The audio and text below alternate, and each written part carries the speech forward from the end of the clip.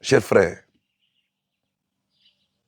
vous avez le droit de soutenir Guillaume Soro et d'être avec lui dans son parti politique. Mais je ne suis pas membre de votre parti politique.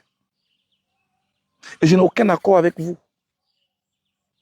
Moi, je vous pose des questions. Des questions qui nécessitent des réponses. La première est la suivante.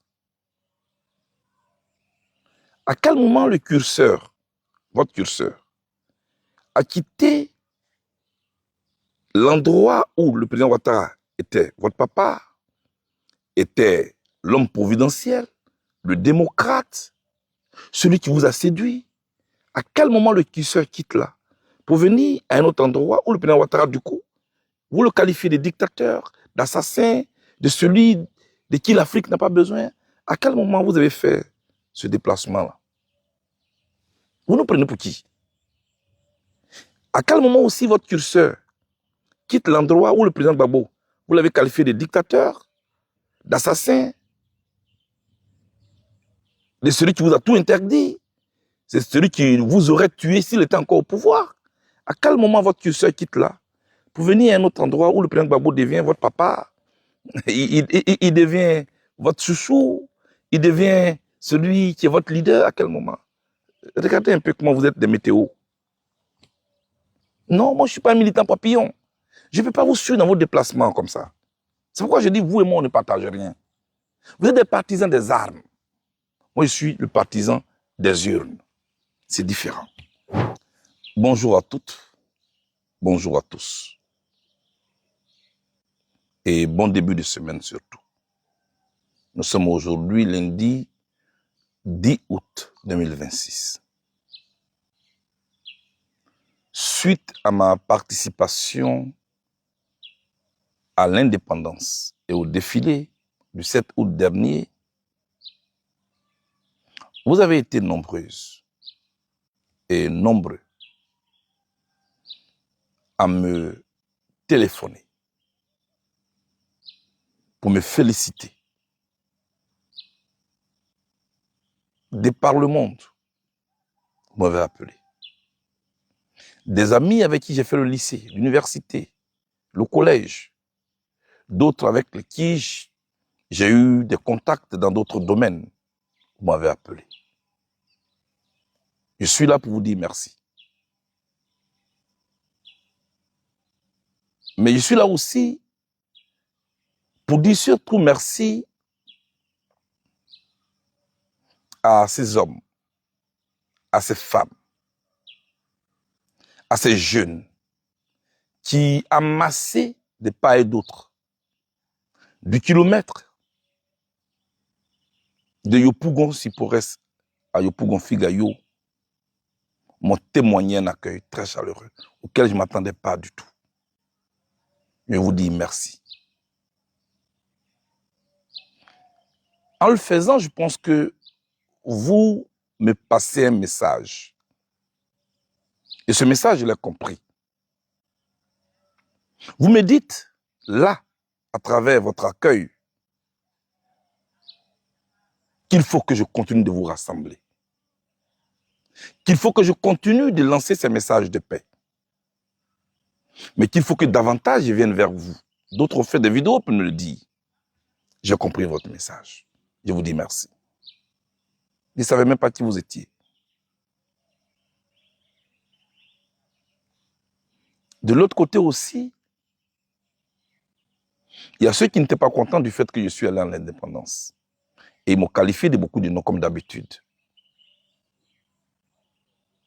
À ceux-là, qui se divisent en plusieurs catégories. Un, ceux qui sont les partisans de Guillaume Soro, qui ont fait beaucoup de panels ce week-end, me concernant, pour me traiter, me qualifier de traite et tout ce que vous voulez. Ceux qui ont estimé que j'ai trahi l'opposition en y allant.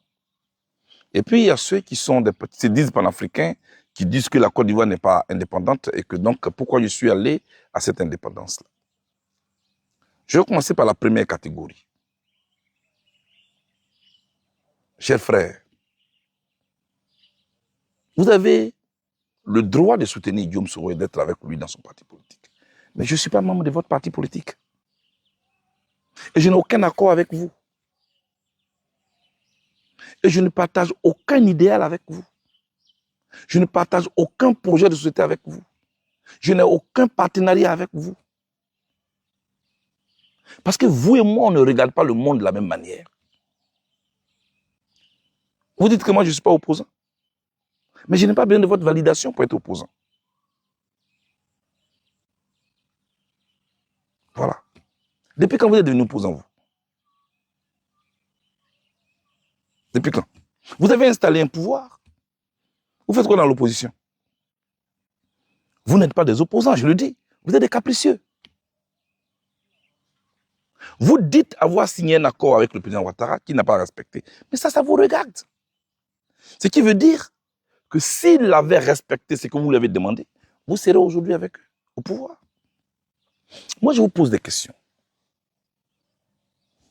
Des questions qui nécessitent des réponses. La première est la suivante.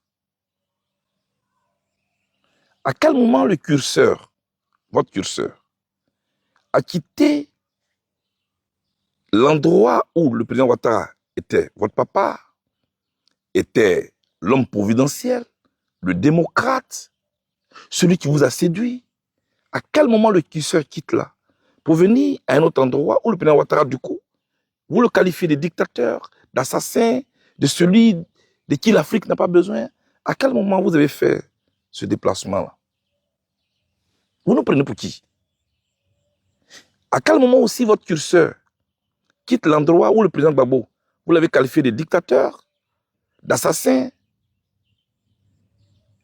de celui qui vous a tout interdit, c'est celui qui vous aurait tué s'il était encore au pouvoir? À quel moment votre curseur quitte là pour venir à un autre endroit où le président Gbagbo devient votre papa, il devient votre chouchou, il devient celui qui est votre leader? À quel moment? Regardez un peu comment vous êtes des météos. Non, moi je ne suis pas un militant papillon. Je ne peux pas vous suivre dans vos déplacements comme ça. C'est pourquoi je dis, vous et moi, on ne partage rien. Vous êtes des partisans des armes. Moi, je suis le partisan des urnes. C'est différent. Vous et moi, nous sommes comme l'huile et l'eau. On ne se mélange pas. Donc, je ne vous dois rien. Et je n'attends pas votre validation. Je veux que pour une dernière fois, cela soit très clair. Vous avez de nouveaux partisans, vous avez de nouveaux collaborateurs, de nouveaux partenaires. Ça, c'est entre vous. Je dis, je ne vous suis pas là-dedans. Et pour ça, moi, vous savez, il y a des choses qui me caractérisent. Vous ne me connaissez pas du tout. Moi, je viens de très loin. Et je veux que vous me laissez dans mon coin. J'ai ce qu'on appelle avoir le courage d'être détesté. Moi, je suis un roc. Moi, je suis un roc. Rien ne peut me distraire. Mon sourire que j'ai ici, c'est ma forme de résistance. Parce que je ne veux vous donner aucun pouvoir pour que vous soyez les maîtres qui changent et qui me donnent une bonne humeur ou une mauvaise humeur. Jamais je vous donnerai ce pouvoir. Et j'aurai toujours le sourire aux lèvres. Et je vais m'occuper maintenant de ceux qui disent que j'aurais trahi l'opposition. Chers amis, à quel moment l'opposition ivoirienne s'est réunie pour plancher sur notre participation ou non à l'indépendance? À quel moment? Chaque parti politique a reçu une invitation, s'est réuni, a décidé de partir ou n'est pas parti. Voilà ce qui s'est passé. Respecter le droit à la différence des autres. Ça aussi, c'est la démocratie. On était en 3 catégories. Ceux qui ont décidé de participer, comme moi et le PDCI RDA, parce que j'avais pour voisin le porte-parole du PDCI, il était derrière moi, M. Bredoumi, à côté de moi, Gilbert Bleu-Lenné, à côté de lui, le secrétaire exécutif en chef du PDCI RDA, M. Yapo Calix, et puis de l'autre côté, il y avait les députés Dia Oufoué, Dr Emou, Jacques Ewo, et puis Jean-Marc Yassé et bien d'autres. Parce que leur parti politique a décidé d'y aller. C'est leur décision souveraine. Et moi aussi, je suis allé avec ma directrice de cabinet, avec le secrétaire général. avec l'inspecteur du COJEP, le président de la jeunesse du COJEP, la présidente, pardon, de l'Union des femmes. Nous sommes allés représenter notre parti. J'étais avec aussi ma chargée de mission. On est parti. Parce que c'est ce que notre parti a décidé. À quel moment l'opposition s'est réunie pour avoir une décision commune? Ça n'existait pas. Il y a d'autres aussi qui n'étaient pas à la place Figayo, mais d'autres partis politiques dont les leaders sont allés fêter avec les sous-préfets et les préfets à l'intérieur du pays chez eux. Juste leur rappeler que ces préfets et sous-préfets représentent l'État de Côte d'Ivoire. Donc c'est une participation. Et puis il y a ceux qui ont décidé de ne pas du tout y aller. Ma question c'est quoi? Est-ce que c'est la participation à la cérémonie de l'indépendance qui est un problème? Ou bien est-ce que c'est le fait de se retrouver dans le même espace que le président Ouattara? Mais si c'est ça, mais c'est que vous tous là, vous avez déjà été dans le même espace que le président Ouattara, sauf moi. Sauf moi. Sauf moi. C'est la première fois depuis que je suis arrivé que je me retrouvais dans le même espace que le président Ouattara. Vous l'avez fait à plusieurs reprises. Ça n'a dérangé personne. Voilà ce que je voulais dire. Donc moi, je n'ai trahi personne. J'estime qu'il faut aller à l'indépendance de la Côte d'Ivoire. Et la troisième catégorie, c'est ceux qui disent mais la Côte d'Ivoire n'est pas indépendante. Mais les pays africains ne sont pas indépendants. Pourquoi une fête de l'indépendance? On va parler court, on va parler vrai. La Côte d'Ivoire est en son 5e président de la République.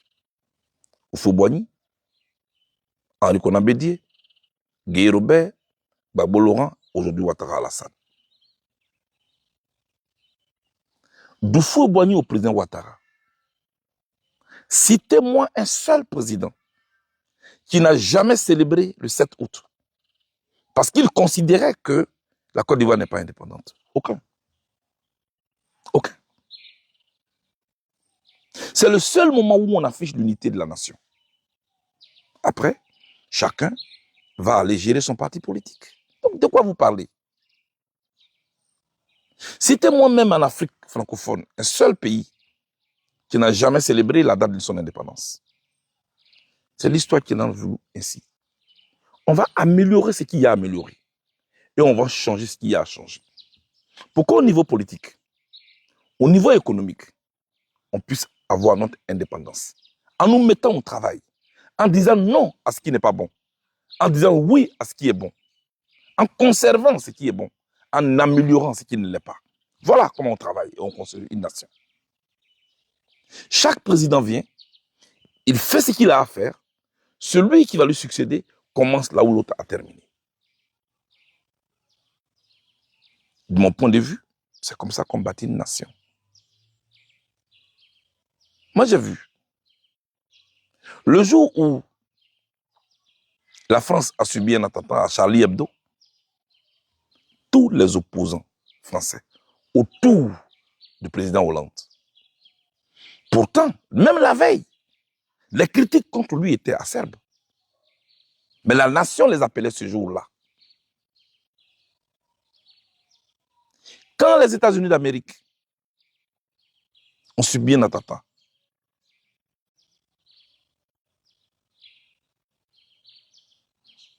mais moi j'ai vu, chaque fois qu'il y a la célébration de cet événement, opposants et ceux qui sont au pouvoir, main dans la main avec des gerbes de fleurs, pour aller commémorer cela. Parce que c'est la nation là qui est en jeu. Et c'est cela que je veux qu'on lègue à notre génération, aux générations futures. Les générations futures ont besoin qu'on leur lègue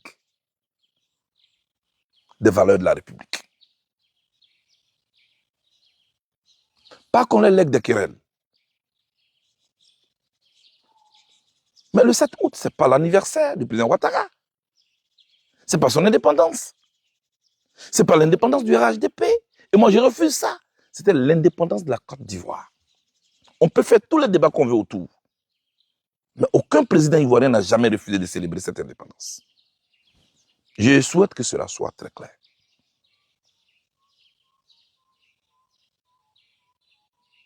Oui, il est allé valider le pouvoir du président Ouattara. On ne va pas mener ce débat-là. On ne va pas mener ce débat parce qu'on ne va pas en finir. Ceux qui ont validé le pouvoir Ouattara, là, ils se connaissent en Côte d'Ivoire, ils sont connus. Et je ne vais pas rentrer dans ce débat avec vous. Vous ne parviendrez pas à me diaboliser. Ce n'est pas possible. Et puis, je n'ai pas besoin de votre validation. Ceux qui devaient me valider, c'est le peuple de Côte d'Ivoire. Est-ce que vous avez compris ça? Et c'est eux qui m'applaudissaient là. Ah oui, c'était les militants du RHDP qui le validaient. Voilà, on vous avait dit, c'est eux qui l'applaudissent. Donc, vous, mais vous êtes pathétique. Donc, vous, ceux qui étaient amassés de Sipores jusqu'à Figayo, du cinéma Sagiliba jusqu'à Figayo, vous avez eu le temps de faire votre enquête pour savoir qui avait une carte RHDP qui ne l'avait pas. Ceux qui venaient là, tous les soirs, au concerto, vous avez eu le temps de savoir qui est militant, qui n'est pas militant. Mais vous êtes dans quoi? Supposons même que c'est vrai. Et alors? Ce sont des Ivoiriens.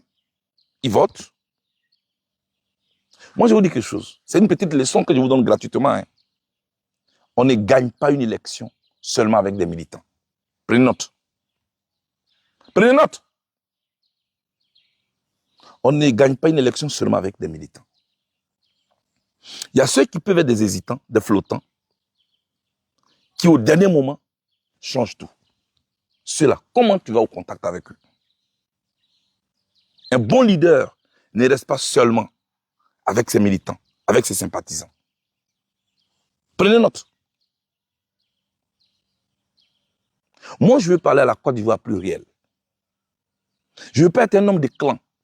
C'est vrai que je suis président du COJEP, mais je veux parler à tous les Ivoiriens pour leur dire un jour comment je compte apporter des solutions à leurs besoins. C'est seulement ainsi qu'ils porteront leur choix sur moi. Le jour où je serai candidat. Donc cette manière de catégoriser les Ivoiriens, ce n'est pas une bonne chose. Vous ne pouvez pas réussir à me transmettre cette haine-là. C'est pourquoi j'ai toujours le sourire aux lèvres. Et mon sourire est une résistance à votre haine. Je ne vous donnerai jamais ce pouvoir de dire quand je vais être content, quand je ne serai pas content. Jamais. Il y en a qui vous ont donné leur vie, ce n'est pas moi. Moi, je me suis battu toute ma vie. Ces 11 dernières années, je me suis battu. Seul. Avec certains Ivoiriens de l'Europe à mes côtés. Ici en Côte d'Ivoire, il y a ceux qui priaient.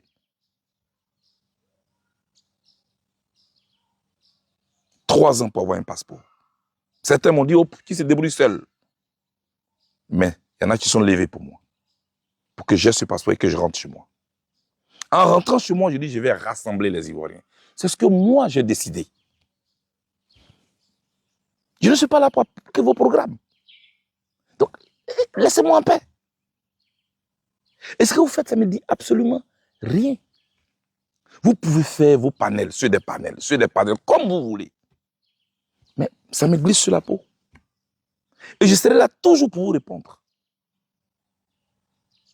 Voilà. Oui, il parle sur les réseaux sociaux.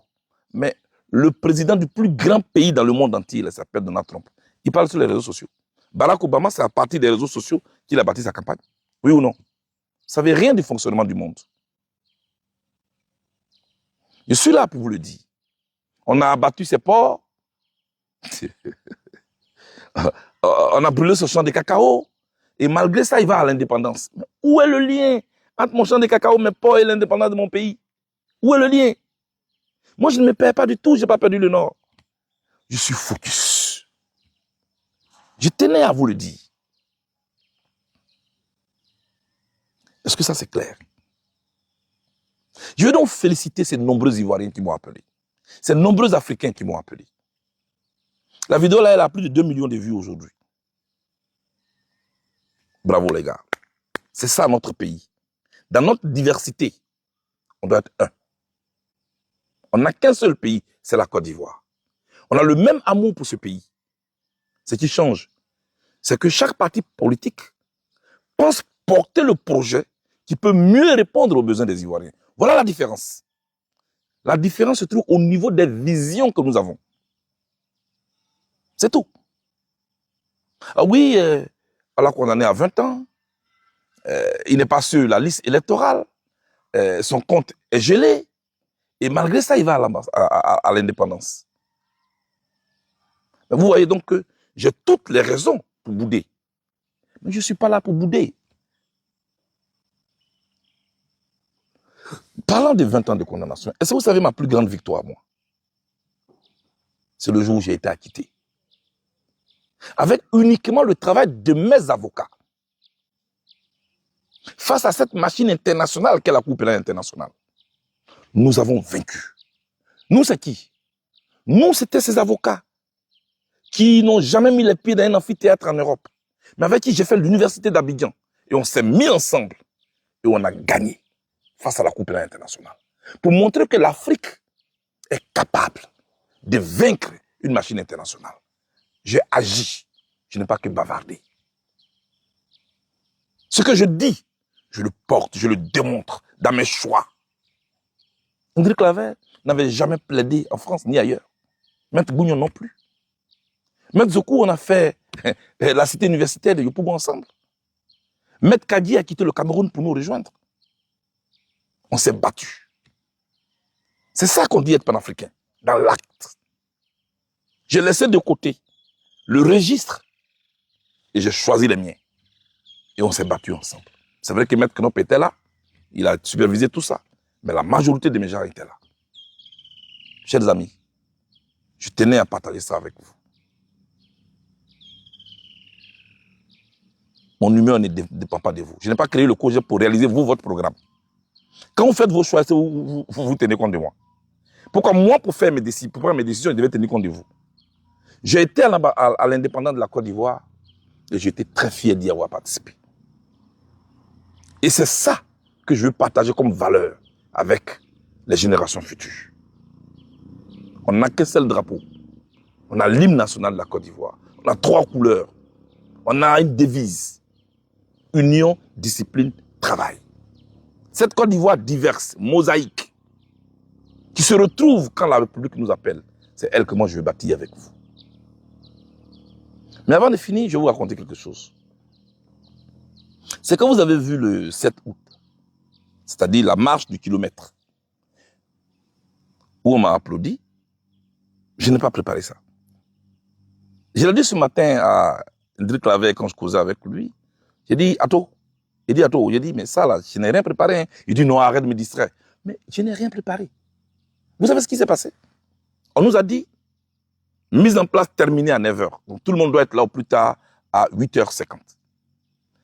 J'arrive à 8h45 à Sipores, dans mon véhicule de commandement. Les protocoles qui étaient là, d'État, m'approchent. Ils apprennent la voiture, ils ne savaient pas qui était dedans. Ils disent au chauffeur, vous ne pouvez pas continuer avec cette voiture. Et je baisse ma vitre pour m'identifier. Ils disent, oui, on vous reconnaît, M. Blé-Goudé, mais on a des consignes. Vous ne pouvez pas avancer avec la voiture. Il vous faut un laissez-passer spécial. Je leur dis, mais j'ai une invitation officielle. Ils disent, oui, mais vous ne pouvez pas aller avec votre véhicule jusqu'au lieu de la manifestation. Vous devez marcher. Je vois donc qu'ils se concertent quand ils m'ont reconnu. Les autres disent, il faut qu'on laisse au moins le chauffeur le déposer et revenir. Et il y a un qui était là. Vous savez, il y a toujours des zélés. Il dit, non, pas du tout. Il doit descendre. Je dis, OK, pour éviter le bruit. Il dit, OK, c'est pas un problème. C'est quoi la règle? Il dit, la règle, c'est que vous devez descendre pour marcher. Voilà comment je descends. Et puis, je commence à marcher. Premier pas. Deuxième pas. Troisième pas. Les gens commencent à me reconnaître. La suite, vous la connaissez. La suite, vous la connaissez. C'est ça. Là où on veut te mettre à terre, Dieu te relève. C'est ce qui s'est passé. Au retour, c'était le même scénario. Je vais saluer ces Ivoiriens. Mais ce monsieur, je ne lui en veux pas. Il a fait son travail. Je n'ai rien préparé. Dieu l'a voulu ainsi. Et vous ne pouvez rien contre la volonté de Dieu. Je ne t'ai pas allé me faire voir. J'étais allé répondre à une invitation. Je veux féliciter ici tous ceux qui ont participé au comité d'organisation. avec à la tête le président du comité de l'organisation, Adama Bitogo, qui a voulu ce comité-là inclusif. Et nous y avons été, nous avons travaillé ensemble pour notre pays. Et après ça, aujourd'hui lundi, chacun rentre dans son parti politique et puis on va se critiquer. Voilà, c'est ça qui est la politique. On n'a pas besoin de se taper la poitrine. Voilà. Donc moi, je n'ai aucune leçon à recevoir de vous. Parce que l'oiseau ne peut pas donner des leçons à la termitière. Vous avez compris? Que Dieu bénisse la Côte d'Ivoire. Soyons un, et puis proposons, discutons dans nos différences. C'est ça qui est la Côte d'Ivoire. Merci.